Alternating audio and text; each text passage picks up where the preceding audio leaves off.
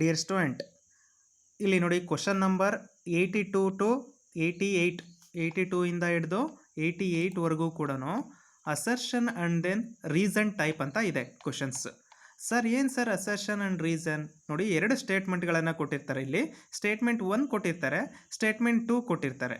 ಅವೆರಡರಲ್ಲಿ ಯಾವ್ದು ಕರೆಕ್ಟ್ ಇದೆ and then statement 2 correct explanation ಇದೆಯೋ ಸ್ಟೇಟ್ಮೆಂಟ್ 1ಗೆ ಅನ್ನೋ ರೀತಿ ಈಗ ಒಂದು 4 ಆಪ್ಷನ್ ಕೊಟ್ಟಿದ್ದಾರೆ. ಇಲ್ಲಿ ನೋಡಿ, ಇಲ್ಲಿ ಫಸ್ಟ್ ಕ್ವಶನನ್ನು assertion and reason type questions ಅಂತ ಇದೆ, ಹೌದಲ್ವಾ headline?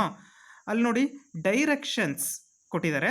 Each question given below contains statement 1. Statement 1 ಏನದು? ಅಸರ್ಷನ್ ಇನ್ ಬ್ರಾಕೆಟಲ್ಲಿ ಕೊಟ್ಟಿದ್ದಾರೆ. And statement 2 is reason.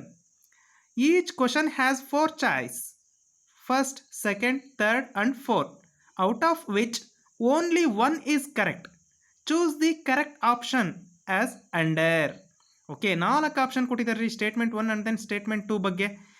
First option ಏನಿದೆ? Statement 1 is true, statement 2 is also true, statement 2 is correct explanation for statement 1 ಅಂತ ಕೊಟ್ಟಿದ್ದಾರೆ first option. Second option ನೋಡಿ, statement 1 is true, statement 2 is true, statement 2 is not correct explanation for statement 1.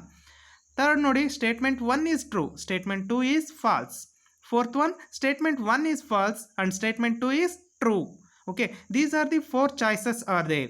Okay, first question number 82 check ಮಾಡಿ. 82 ನಲ್ಲಿ statement 1 ಏನು ಕೊಟ್ಟಿದ್ದಾರೆ? Bohr's are called stationary orbit.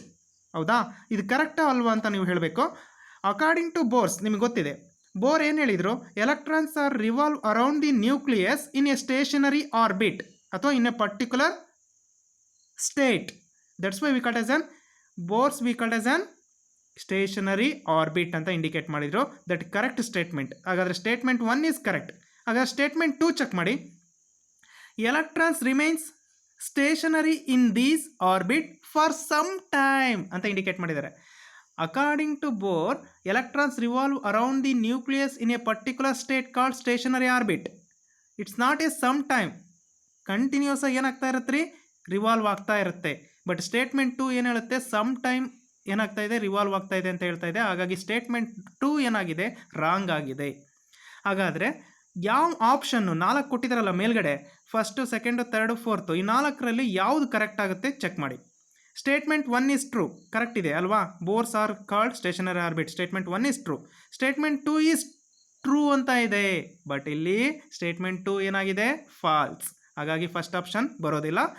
Next second option ನೋಡಿ, statement 1 is true. Statement 1 is true, correct. Bohr's are called stationary orbit. Next statement 2 is also true ಅಂತ ಇದೆ. Statement 2 is true ಅಂತ ಇದೆ, but statement 2 ಏನಾಗಿದೆ? ಅಲ್ಲಿ wrong ಆಗಿದೆ. ಹಾಗಾಗಿ 82ಗೆ ಸೆಕೆಂಡ್ ಆಪ್ಷನ್ ಕೂಡ ಕರೆಕ್ಟ್ ಆಗಲ್ಲ. ಥರ್ಡ್ ಆಪ್ಷನ್ ಚೆಕ್ ಮಾಡಿ. Statement 1 is true, statement 2 is false. Yes, this is correct option. Statement 1 ಏನಿದೆ? Bohr's are called stationary orbit, that is correct. Statement 2 ಏನು ಹೇಳುತ್ತೆ? Electrons remains stationary in the orbit for some time. That's why statement 2 is wrong. ಹಾಗಾಗಿ suitable option 3 is correct. ಯಾವುದದು?